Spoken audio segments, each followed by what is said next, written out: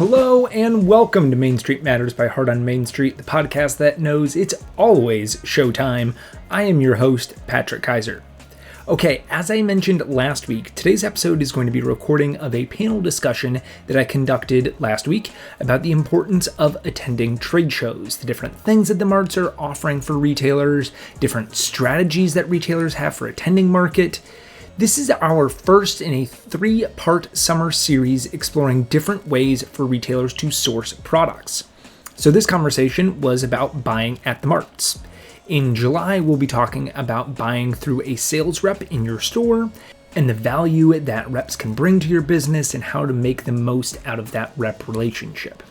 And finally, in August, we'll explore buying through online marketplaces, specifically through Faire, and the services and offerings that they can provide for a retail business. All 3 ways are available for retailers and all offer advantages and disadvantages, so we want to explore these further and provide you with the best information for you to make your purchasing decisions. In the conversation that you'll hear today, we didn't necessarily focus on disadvantages of attending trade shows. There is much more of a focus on the benefits of attending. But the largest drawback that I can really see is the expense if you are not local to one of the shows. It's travel and hotel expenses that can be significant. And while I believe that there is benefit of being able to see all products in person and really understand the quality of that product, and then the relationships that you can build with the vendors while you're at the shows, that those are worth the cost, it's something that each retailer needs to weigh for themselves and understand if attending market is the right choice for them, and then which market would be best for what they want to accomplish. On this panel, we had Cole Doherty of Dallas Market Center, Angelia Singleton of AndMore, which is formerly the International Market Centers, and then retailers Carol Schroeder, Donna Hale, and Matt Trist. I loved the diversity of this panel and the range of experience and expertise. Having representatives from both of the major retail markets as a part of this provided such a great voice to what they're doing and the different services that they offer. And then the retailers on the panel provided a great voice to their own experiences. They represented 3 parts of the country, all attending different shows. They have a range of experiences in owning retail, but combined, they have over 70 years of experience. There are different generational representations on the panel as well, so it was a fun conversation. I think that there's a lot of great knowledge that's shared about the marts and how these retailers approach their time at the trade shows. Before we dive in, though, I wanted to give a quick shout out and a congratulations to my friends in Saratoga Springs, New York. This past weekend was the Belmont Stakes horse race, which is normally held at the Belmont Park in Elmont, New York. However, Belmont Park is currently undergoing some construction, and the race was moved to Saratoga Springs Racetrack this year. Saratoga Springs will forever hold an extremely special place in my heart. You can go back and listen to the Main Street Monday episode that I did, which covered Saratoga Springs. It was episode number 20. This is such a big event for the city to be able to host this race. There's so much preparation for the town that is involved in this. When I visited last October, the city was already in preparation mode, getting ready for an event that's 8 or 9 months away. So congrats to Saratoga Springs, you all rock. I also saw that they had events going on before the race and awards were given out. So I saw you, Caroline and Maine, winning. Congratulations. I talk a lot on here about what towns can do to help their retailers be more successful and how they can draw interest from the community to come into the downtown, to interact with the retail establishments, to make the downtown a place where people want to be. If you want a great example of what your town can do, look at Saratoga Springs. Take away that they just hosted the Belmont Stakes there. That's obviously kind of a outlier, but Saratoga does so many things right. There are events, there's artwork, there's contests, there's scavenger hunts, there's window display contests, there's festivals, there's a collaborative group of retailers working within the city. It's an accessible downtown. It's renovated. Basically, all of the things that I think a town can do to help out its retailers and make sure that they're thriving in their downtown, Saratoga Springs is doing. So again, congrats. I am so glad that so many people got to experience your wonderful town for this past weekend. Okay, without further build-up, we will now have our panel discussion about attending trade shows and unlocking the mysteries of show season. Today's focus is going to be on attending trade shows because, believe it or not, our summer markets are right around the corner, which is crazy to me. I feel like January was just a couple weeks ago, but yet here we are. So, with that in mind, since Dallas is really just, 2 weeks away, Cole, I will let you introduce yourself first, and then we will have our other panelists introduce themselves too.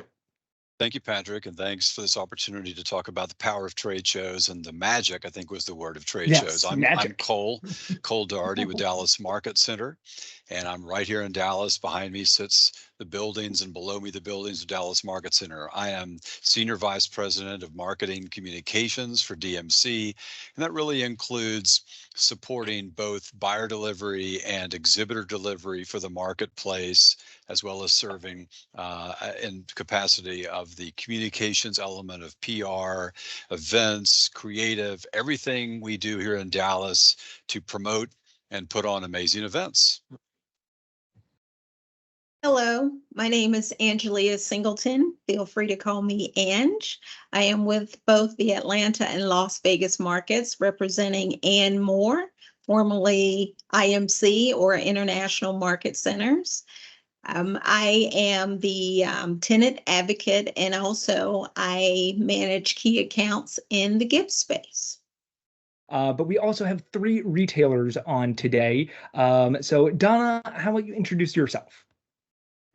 Hi, I'm Donna Hale, and I own Doozy's Corner, which is located in the historic downtown McKinney. I am starting my 11th year of business, and it's just a fantastic opportunity to own my own business and gives me lots of freedom of things to do, and I just can't recommend it enough. And thank you, Patrick, for inviting me to be here today. Absolutely. Yeah, thank you for being here. Carol Schroeder, introduce yourself. I am here in Madison, Wisconsin. I'm co-owner of Orange Tree Imports, which has been in business a few months past our 49th anniversary. So I've been to a lot of trade shows in my day. I'm also the author of Specialty Shop Retailing, which is in its 4th edition. I write a weekly blog for retailers at specialtyshopretelling.com and a bi-monthly column for gifts and decorative accessories. Excellent. And Matt. Hi, everyone. I'm excited to be here. My name's Matt Treese. I have a little over a dozen years experience in the retail industry, most of them being in the gift industry, but I've also had a toy store as well. So my business is called Be Charmed. As you can see behind me in the background, there's my store. So we're located in Medfield, Massachusetts. We're about 45 minutes outside of Boston, and I've been there since 2017 now, so almost 7 years. So I guess without further ado, we will jump into some of our questions. And again, I am very, very excited about getting into and really picking the brains of this group here. So let's start by talking about the marts. So Cole and Angelia, tell us about your marts. Are there, unique features? Are there different things that, if I was a retailer deciding to where to go this summer or maybe out in the future, tell me a little bit about Dallas or Atlanta and Vegas. Cole, I'll follow you. I'll follow you, Cole. Yeah, sure. So, well, we're first on the calendar, so it's probably appropriate. We'll talk really quickly. We actually begin our apparel and accessories market next week. Wow, and that follows in close behind that is the Total Home and Gift Market, Kids World, and Lativation show. So it's a big month of events in Dallas. I'll say that some of the unique features and offerings that we have here, and this is not unique to Dallas, but I think it's special in Dallas, is I think all of us in our industry or lean into the in-person experience. And whether you are a retailer trying to get buyers into your store, whether you're a brand exhibiting at a marketplace or the marketplace itself, we're all, I think, as collectively an industry, putting emphasis on the in-person experience of shopping, of sourcing, of attending shows, and that's completely invaluable. You have to be there. You need to see, hear, feel, and touch at trade shows this summer. But I'll add a finer point on that, just to point out that something we've noticed here in Dallas. Post-COVID, time is the most precious commodity that buyers have. So we are emphasizing you can get it all done here in Dallas. You can maximize your trip to market.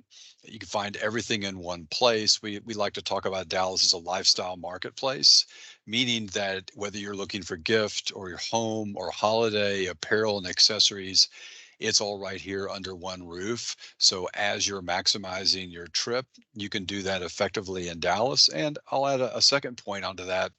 And that is an emphasis in a broad way on the power of community and the power of the personal relationships you can find here in our marketplace. We really, truly value the relationships that exist between our vendors, the marketplace, the retailers and interior designers, and that's often driven by the rep relationship. We're a big believer in that. In fact, I'll show up a prop. The cover of our magazine, our pre-market magazine, highlights some of our incredible rep agencies and rep groups, because we believe that you got to support your reps, you got to support the retailers, and I'll tip my hand as well to supporting Heart on Main Street. We're pleased to partner with Patrick on a special exhibit during our June show on Heart on Main Street to, again, promote shopping local.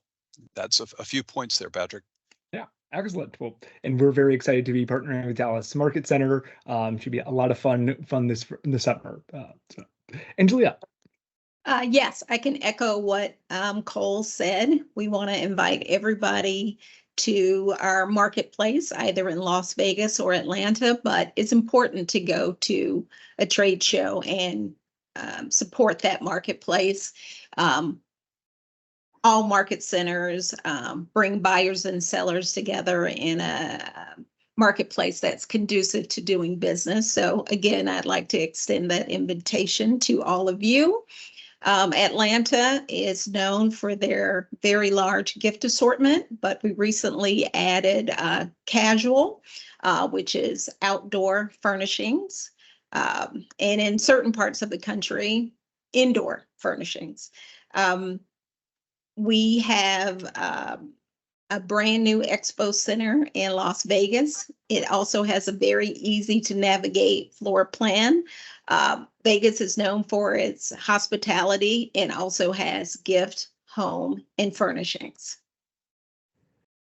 Excellent. Yeah. And both tremendous markets. I've attended Dallas, Atlanta, Vegas, as well as several others. I mean, some beautiful buildings, and I mean, just the vendor selection there is incredible. So for our retailers, and this is almost kind of our meta question, but why for you all is it important to attend market? There's options of seeing your reps within your store or going to purchase online, but what value, what benefits do you all get for attending markets? Well, I think that seeing the product in person and being able to feel it and touch it and see the quality of the product is important, because it's very, very hard to see all that if you're just shopping online. And plus, you get to build a relationship with your sales rep. You can ask specific questions about the product and you'll get your answers right there. You'll find out, how fast can they ship? How fast are they on reorders, and also I think one of the most important for me, being that, I am a ladies boutique in a historical area where there are multiple ladies boutiques. I think it's important for me to find out if that product can be zip code protected, because you don't want to sell what the lady across the street or next door is selling. And so your sales rep can help you with that. And now, not all product lines are going to be zip code protected, but a good sales rep is going to say, hey, Doozy's was in here this morning. They ordered this line. So then that person gets to decide, do I want to do I also want to carry it or not? 9 times out of 10, they're not going to want to carry something that their neighbor carries. So by being at market in person, I think it's a huge benefit to, seeing the product and building that relationship with your sales reps. Yeah, some great points. Yeah, another thing I'd kind of echo what Donna was saying, but also another thing that I noticed, especially during COVID when I didn't attend trade shows, is products would show up and the packaging would either be not what I expected or it just looked very different in the catalog. Also, another thing that sometimes different vendors and groups offer is different specials. Sometimes they'll offer them on the road, but a lot of times that special might be even better at the different markets. So those are the two other things that I'd just add on to what Donna said. Yeah. And I think I'd like to add the word serendipity. Trade shows are very much for us like shopping in person compared to our customers shopping on Amazon. And when a customer is shopping on Amazon, if they know exactly what they want, it's going to be pretty efficient. And one of the things I hear time and again is people walking through our store saying, I didn't know I needed this. I've never seen this before. I love this. I didn't know it existed. So for me, walking down the aisle of a trade show, I walk every aisle. I know we're going to talk about how to plan your visit, but I walk every aisle, except some trade shows, of course, are categorized. And I wouldn't walk a furniture aisle or clothing because we don't carry those categories. But I scan booths for things that I've never seen before. I go to the discovery room if the show has one. I definitely go to the temps, which is where a small new vendor might be. And then I follow up with those companies. If I find something new, they may not be the most organized. So, you might have to stay on top of them to get an order. But once you have established a relationship, you're going to have a product that other places haven't found. Mm-hmm. Love that. I mean, there are so many great benefits. I mean, you guys are hitting on some of the highlights. I mean, you do get to build that better relationship with your rep, with your vendors. There are different promotions. There are things benefit, from a financial standpoint, benefits for going there because ultimately, unless you're in the backyard of the mart, it is an expense to go, and it's travel and it's hotels, and so being able to find more money and be able to save that, and then the exploration which you just get anywhere else. I mean, it's shopping a gigantic, almost a mall, right, of all of these different vendors, all of these different products that you get to discover what you didn't even know about too. So but a couple of you all have mentioned since COVID. So tell me about from what have you seen change? Obviously, COVID was a thing that changed a lot throughout our industry. But what have you seen change about marts since 2020, 2021, whenever we want to kind of say the end of that was? Yeah, I can jump in here, take that first. So, one thing that I noticed, so I attended New York Now. I don't know if anyone attends New York Now this past summer or this past winter, I should say.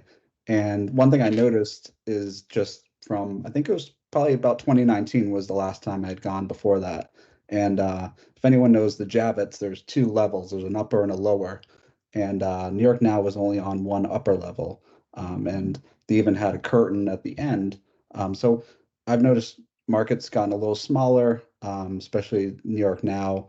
I also attend Atlanta. Some of the showrooms are a little, they're not as, the floors aren't as full. So just in general, a little more empty. Maybe some people are pulling out of the permanent showrooms, but more doing temps. So that's the one thing that I noticed kind of different about markets.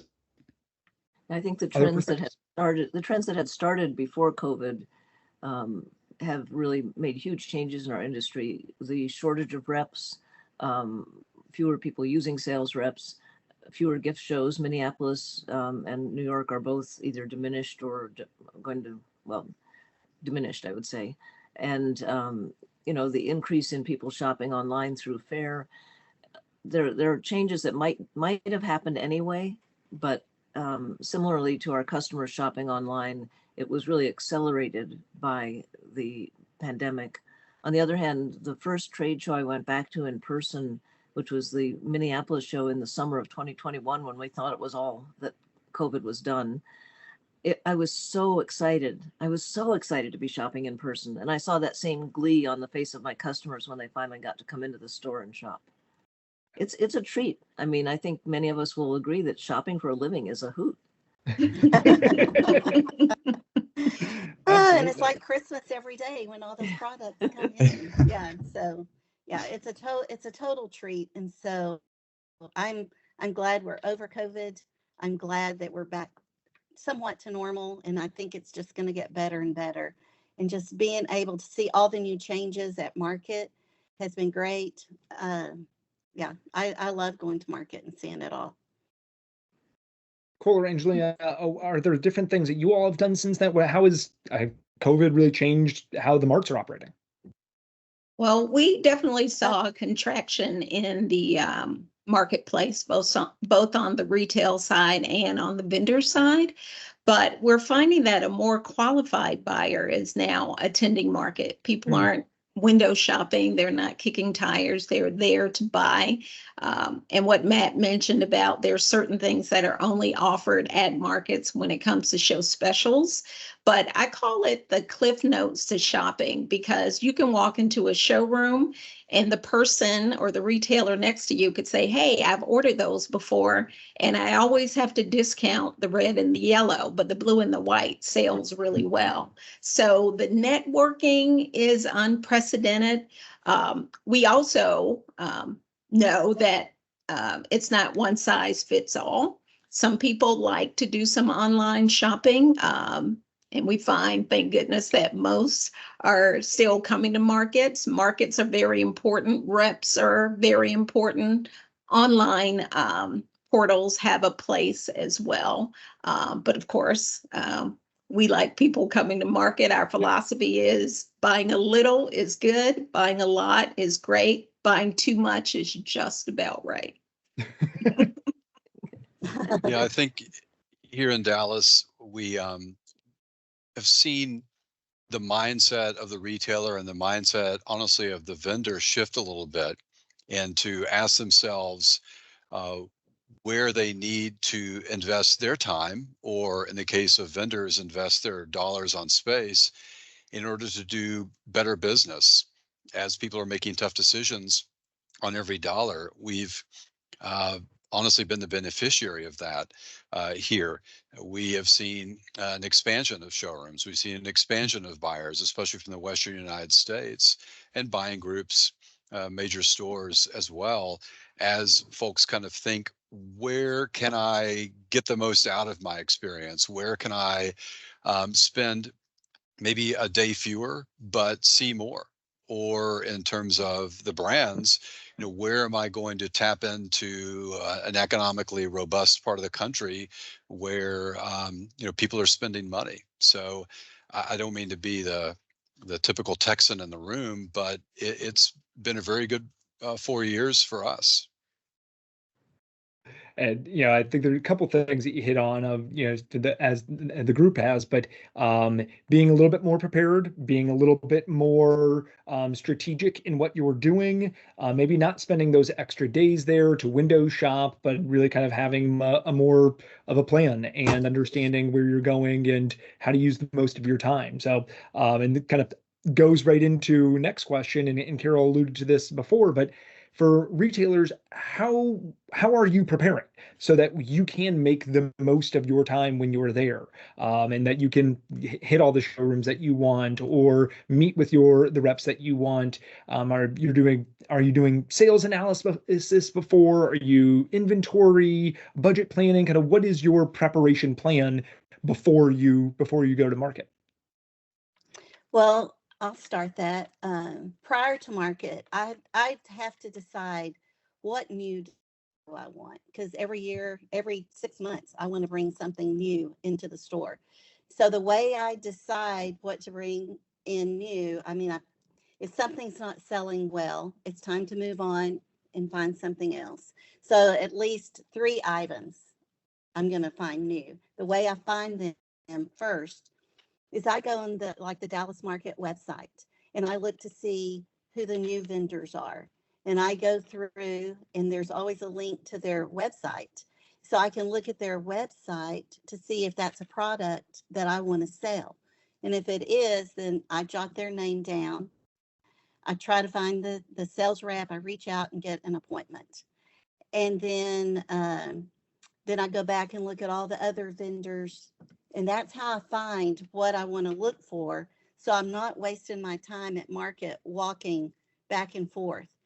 And so doing all the window shopping. I have a purpose. I know what I'm looking for. And so I have a plan before I get there and to find that new product. Now, I might miss something on the website, but I am going to spend one day at least venturing around looking to at all the windows, walking into the showrooms that might be of an interest to me to see exactly what it is that I want.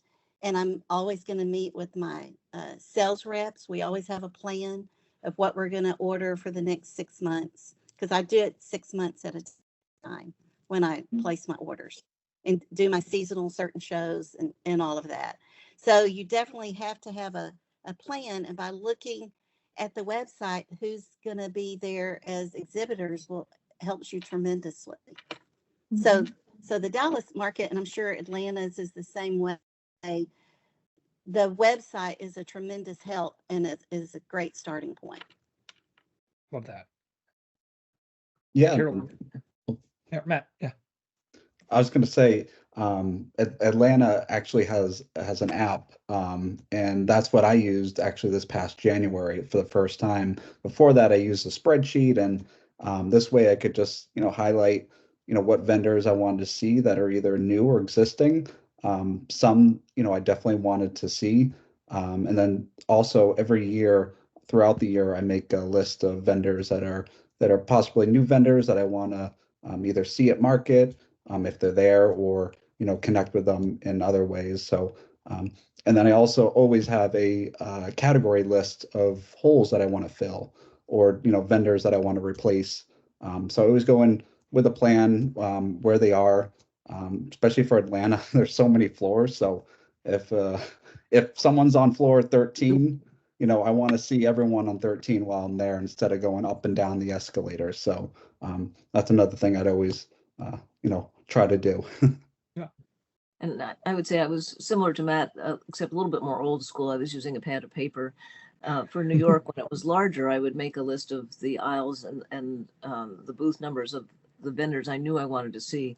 And I would still walk the aisle, but that way I wouldn't, suddenly realize I'd walked right past somebody by looking on the left instead of the right. Somebody that I wanted to see.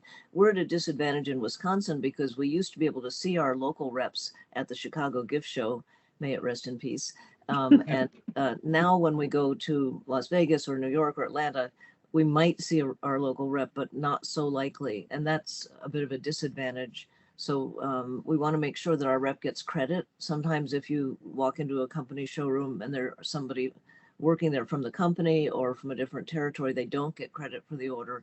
And I feel very strongly about supporting the rep system. So I will always ask whether my local rep will get credit if I write an order or if I can take notes and write the order when I get home so they get credit. Well, yeah. So a couple of you have mentioned some resources, that apps, the website. Cole or Angelina, what other resources do you all offer for retailers so that they can prep ahead of time? Yeah, I'll jump in first if it's okay on resources. Some of them have been mentioned. Having a robust app that allows for planning on that front is important. The website that Donna mentioned, that's very important. The power of social media, of following a brand, following a marketplace on social media, so that you're seeing what they're promoting ahead of the show and being able to flag those for follow-up or bookmark them ahead of time.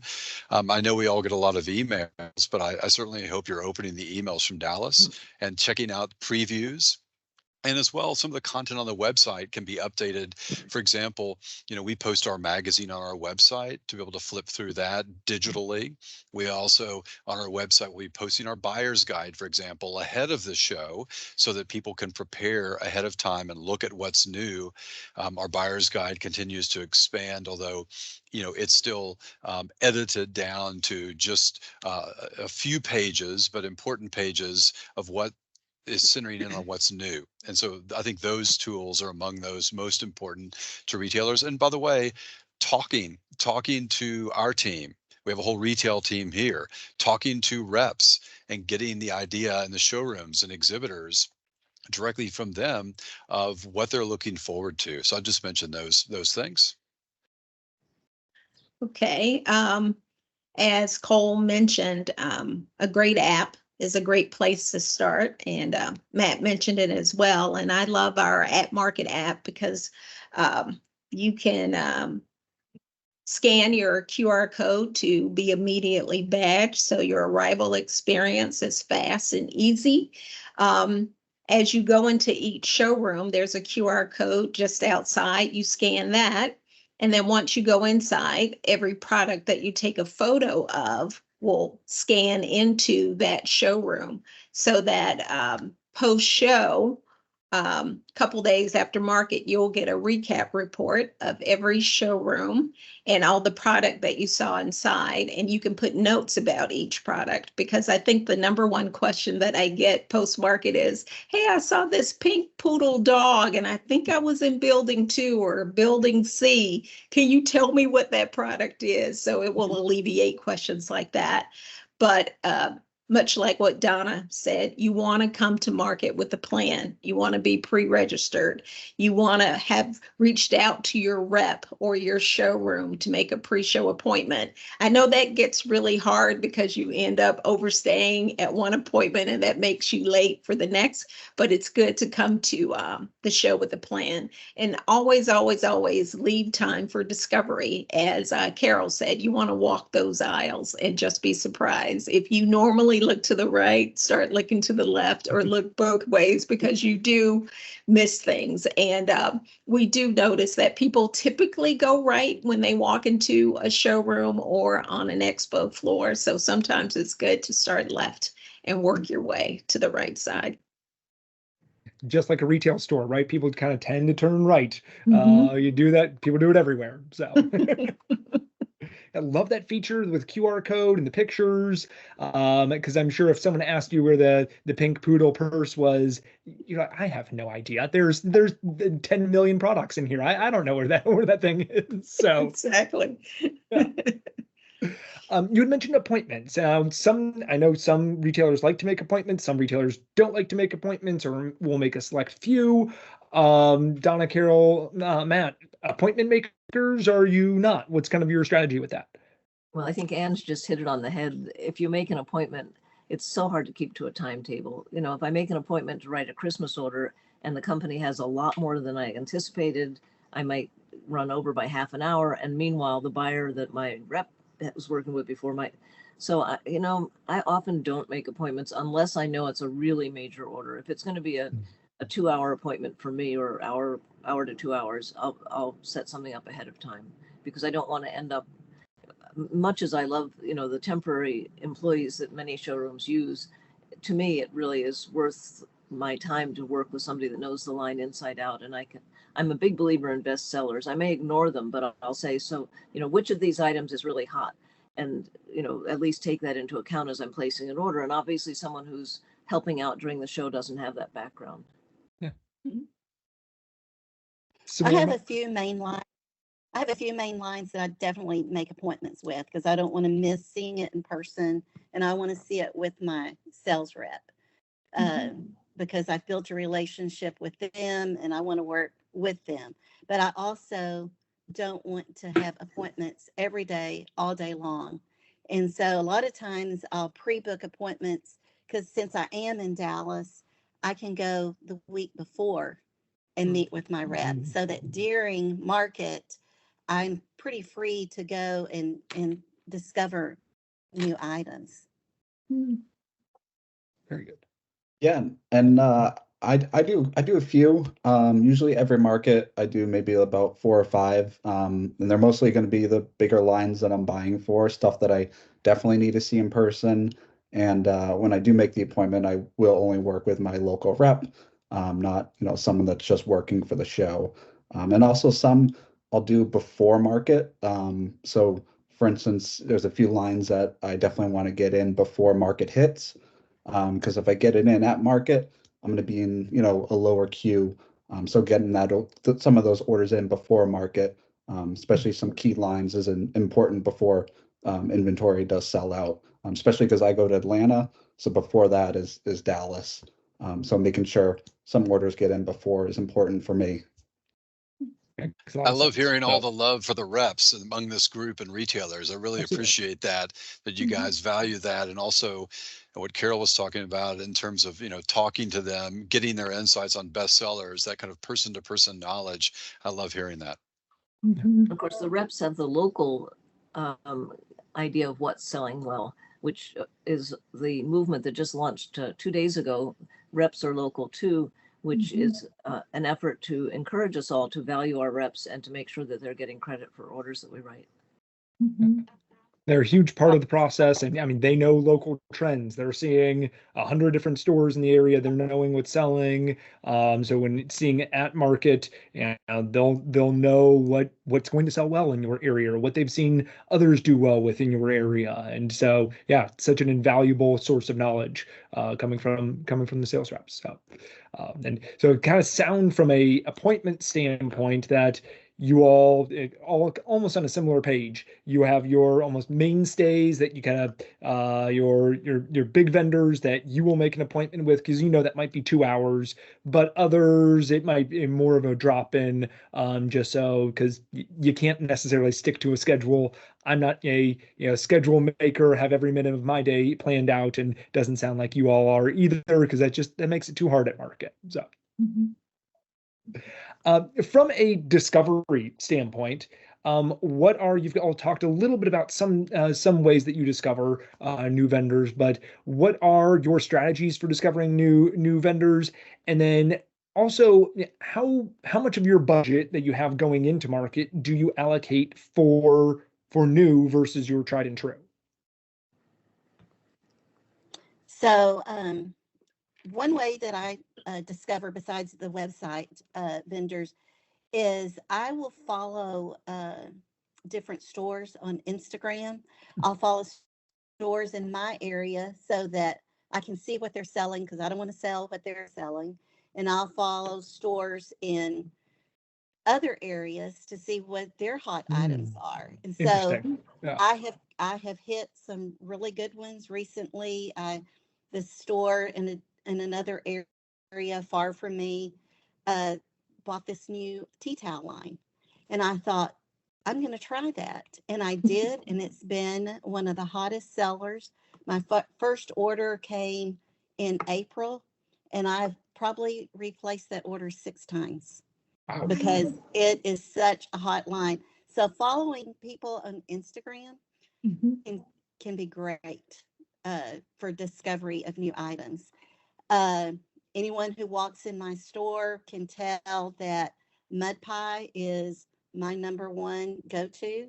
Probably 75% of my store is mud pie clothing, home decor, the circa, their gifts. And so probably about 75% of my budget is mud pie and 25% is for other gift items and clothing. And I do like to go to stores when I'm in an area for a trade show. I must admit that Las Vegas, there are a lot of cute little boutiques near the mart.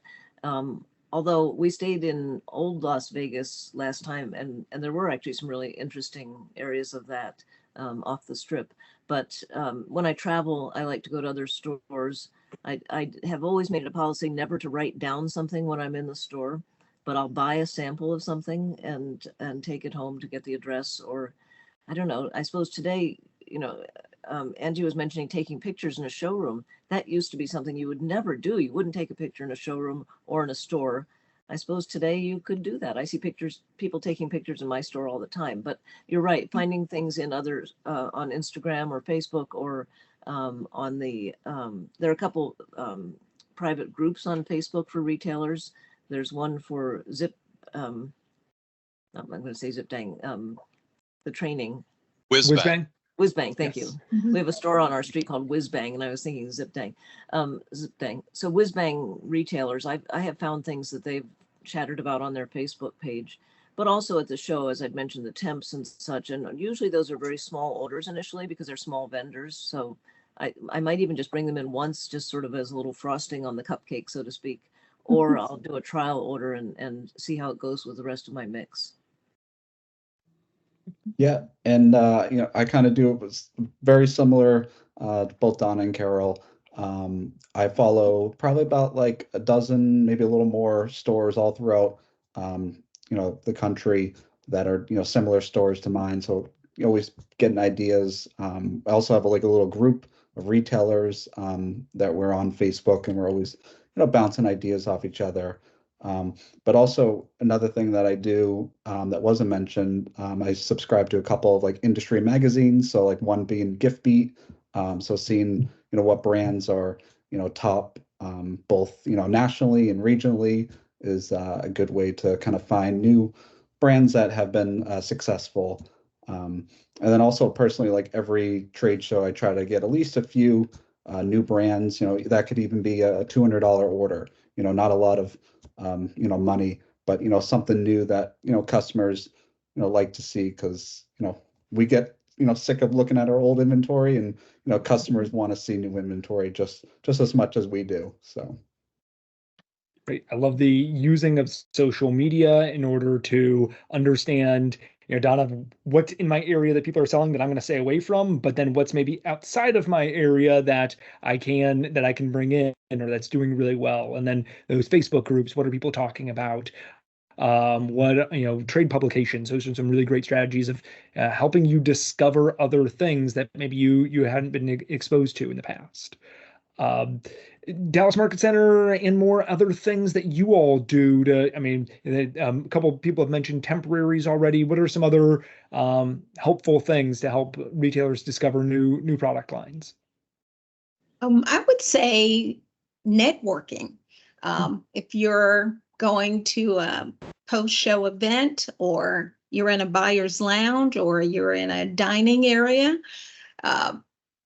icebreaker is, what's your best seller in your store? I sort of feel like when you go to social media or you do other things, that's like shopping a bookstore versus asking the person right next to you. That's the library, and it's free and it's easy and it's a way to collaborate. So I really encourage the whole networking aspect of attending markets, because you're going to get a lot of marketing feedback. As I mentioned earlier, not buying the blue and yellow mug, but getting the red and purple one because they turn very easily, or just what Donna told us about her tea towels. If I was a retailer, I would have put something in the chat and said, like, who's that tea towel company? Yeah. Because I want to know. That's a that? pearl that you're just not going to get. So, but I do find myself on TikTok looking at, what are the biggest gift trends? And I actually did that last week, and everybody's seeing the facial ice roller, but now people are traveling with these really small mini fridges where they put the under eye patches in, and it's only as big as your palm. But, that's what the kids are doing now. So social media markets, but the whole networking aspect is really important to get the feedback that you need. Yeah, I'll add to that just in terms of discovery. Obviously, there are tips and tricks we talked about before you go to a market. And that is, we talked about the trade media, who, again, the editors and the scouts of the trade media really are with their ear to the ground ahead of market and during market too. And of course, the trade shows sending out their own emails and publications and websites. But at market, there is this opportunity not only to window shop, but the conversations we talked about, the networking that's available. In Dallas, we're going to have an atrium display of new exhibitors in our temps. We'll have, of course, the Heart on Main Street exhibit, which is also going to have exhibitors on display. We'll have a new product gallery upstairs. I think it's just a question of taking it all in and, understanding that as you take the time, as Donna said, to wander a bit, or as Carol said, there's serendipity at work. And I think that idea of taking enough time to discover and putting that on your calendar so that you say that I'm going to take half a day, or I'm going to take a set amount of time simply to look for something that's new. I mean, there are beautiful big showrooms that we have here in Dallas, but then there are smaller showrooms as well. Like there's one we recently launched called Gourmet Specialties that has a lot of great gourmet lines, and it's new, so it might be undiscovered. Everybody will, of course, have the big showrooms on their list, but taking time for the temps, we'll have hundreds of new temps, but also smaller showrooms too, so they're able to discover. Now, I wanted to mention one more thing about getting a new perspective, and that is, especially when there was a show in Chicago, we would take some of our staff with us, and they always would report back that they had found different things than I had looked at. So it got me a younger perspective in many cases, and also a different perspective. So if you have the opportunity to take another buyer from your store or one of your employees as a guest or as a buyer, it's great to see what they find. Mhm. I'll give a technique really quickly, just a very, very short story of a great retailer here in Texas, and the way they approach it is they actually print out floor by floor maps ahead of time. They have a store meeting, they put the maps out, they meet, they talk about who's going to take what area of the marketplace, because they do have a couple of people, a couple of three people coming in, and they divide and conquer hallway by hallway. Then they come back for a lunch meeting or later in the day and say, okay, we made our appointments, but what else did you find? And they said, for example, they were here in Dallas and said, I had no idea this area of housewares, for example, and tabletop, had so many lines there. Or they'd gone into the temps and discovered it. Then they will, as a group, go off and visit and see areas that they have discovered. But again, it's done methodically by looking at the maps, or you could do it on the app floor by floor. Very cool. Yeah. Empowering the group to really take ownership of finding new items and exploring and really owning a part of the store. That's really cool. Donna, any chance you want to drop the brand of the tea towels that are doing so well for you? Yeah, I will. I don't mind. CJ Bella, the Dolly Mamas. Okay. All right. Now, if you're in McKinney, Texas, Donna's got those. She's got it on lockdown. But others out in the country, you all write that one down. You all mentioned some networking opportunities from the buying lounges. What are some networking opportunities that the Marts have, or even educational opportunities that you all have where retailers can get together and talk to each other and learn from each other? That's probably where I'm bad, because I just kind of do my own thing when I go to market, and I am so concentrated on what I need to do that I have not taken classes or done any of the networking. I'll talk to other retailers and showrooms. We talk about, what sells best for you, or give each other advice. But that's probably, I'm so focused on my goals that I just haven't taken part of any of that. Yeah, I'll mention a couple of things just in Dallas. And a lot of this is geared toward new people, but then also veterans who are coming in. We've got a new buyer's scoop every morning of market at 9 a.m. where our team leads a quick introduction to the marketplace and a quick view of what's new. And that's important. Of course, we do, like most people do, trend tours and seminars. We're going to have a podcast studio set up this market with thought leaders. And as a matter of fact, I'm looking at one of them right now. Patrick is going to be, I think, doing a podcast for us. But I think for a lot of the times, it really is important to connect with retailer to retailer and to carve out a little time in showrooms or on a new buyer tour or taking a trend tour, or just giving yourself an hour of time to figure out what is my networking time going to be, and how do I do that. We'll have the Retailer Excellence Awards here during our market, and that's honoring retailers from across the country. And so there are 21 finalists, great retail stores going to the Retailer Excellence Awards. What an amazing opportunity to go to that event, which includes a cocktail hour to network and trade information with great stores. So just looking for those opportunities.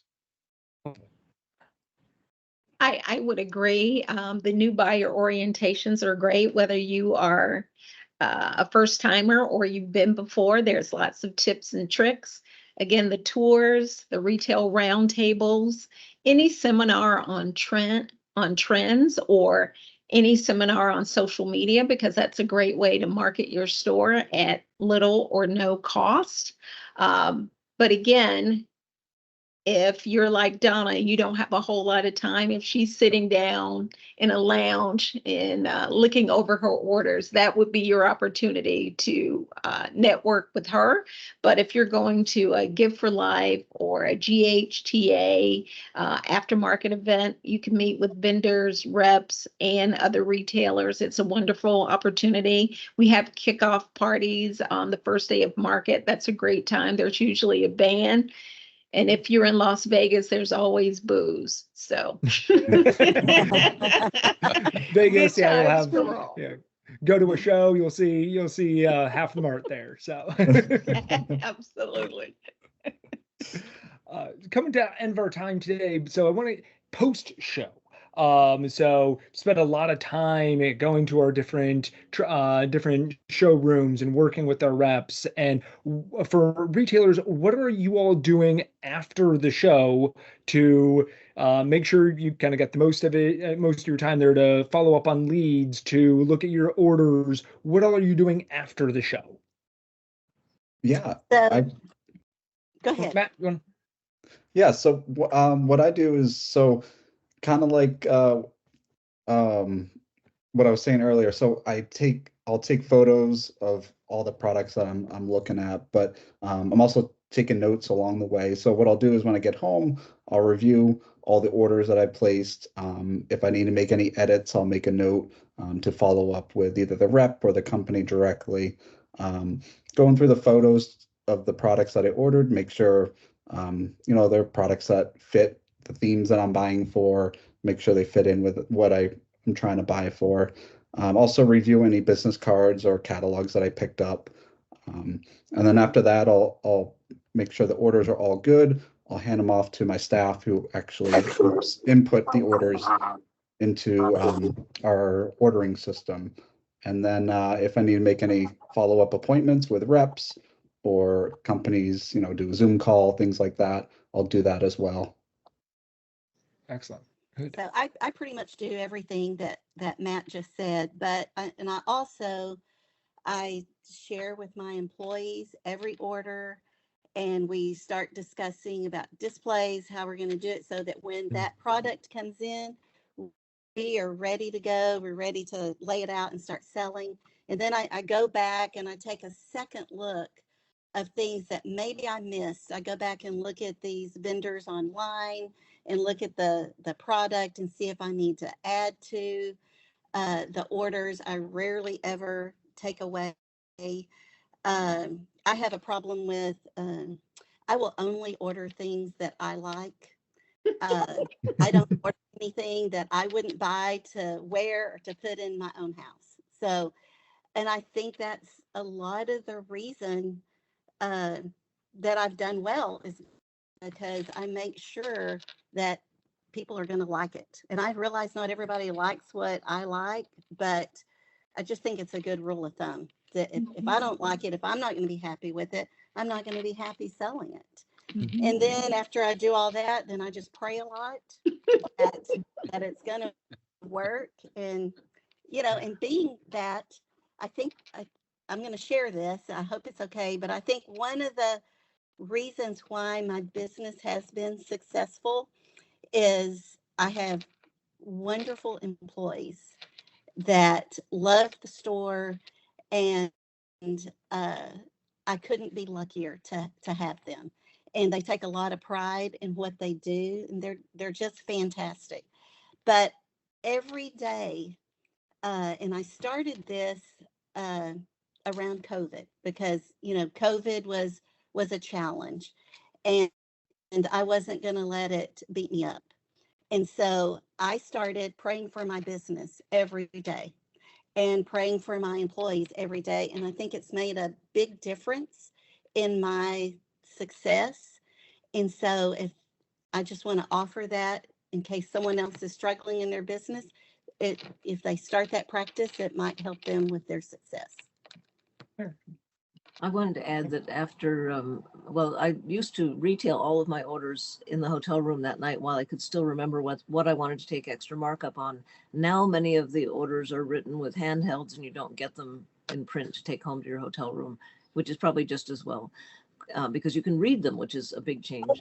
But I also try and take a few pictures to share on social media of my husband and myself at the show to show our customers that we've been to a trade show, and here are a couple things that we found that we're really excited about, because that's a bit of a behind the scenes look that customers really like. We also do a bi-weekly newsletter for our employees, and we always have a column called New Lines from the show and give a little report from of what we're bringing in. Excellent. Yeah, all great strategies. I love that. Cole or Angie, things that you had mentioned, getting the recap of you're taking the pictures. Love that. Are there other things that the marts are doing? Yeah, there are. Go ahead. No, you go ahead, Cole. Oh, just say, yeah, certainly there are. All these are great tools. I think that as a marketplace, we continue the thread of social media. We also work with influencers, and our influencers we work with here in Dallas are kind of salt of the earth experts, whether they're retailers or whether they're interior designers or people that regularly shop the mart. And so after a show, during a show too, they've made their own selections, and we'll share those out in a pace after the show. That continues to work for us. And then there are obviously, emails that go out after the show, which give highlights and give recaps.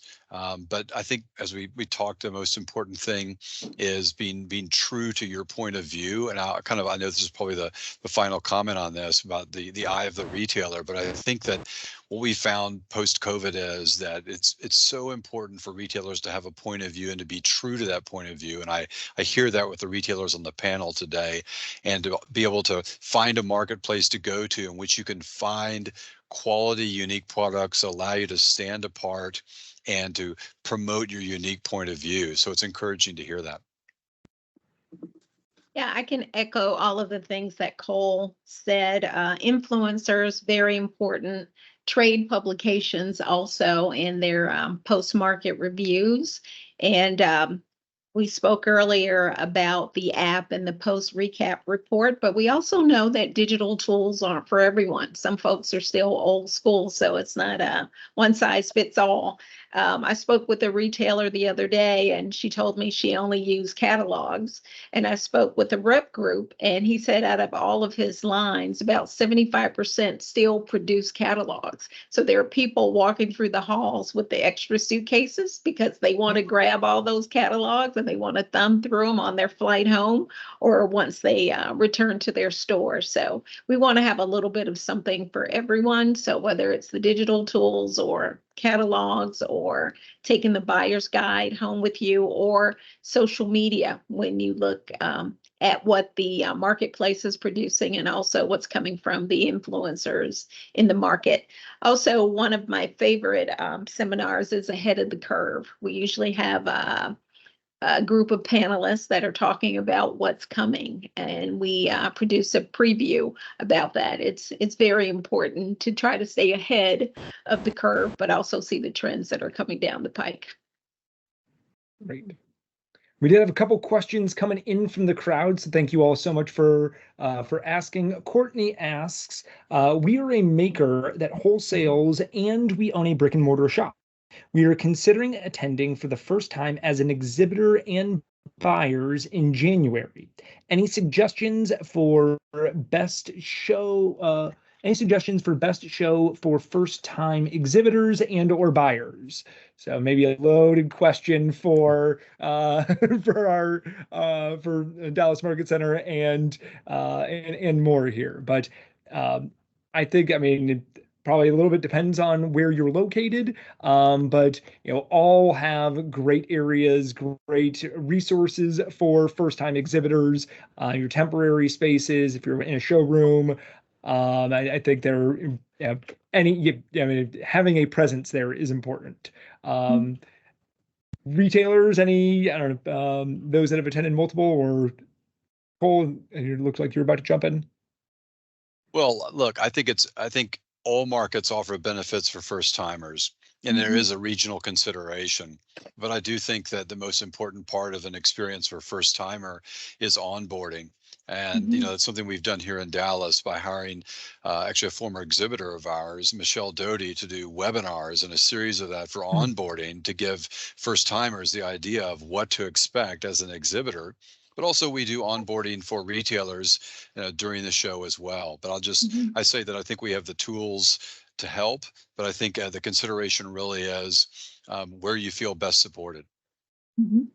I would echo those same sentiments, and you're not going to go wrong in Las Vegas, Atlanta, or Dallas. Going to a marketplace is key. Shopping for your store is great, and exhibiting for the first time. So the intel that you're going to get on the retail side will most likely inform what you're going to do on the vendor side. So I would encourage you, whatever marketplace it is, to go to one where buyers and sellers are congregated.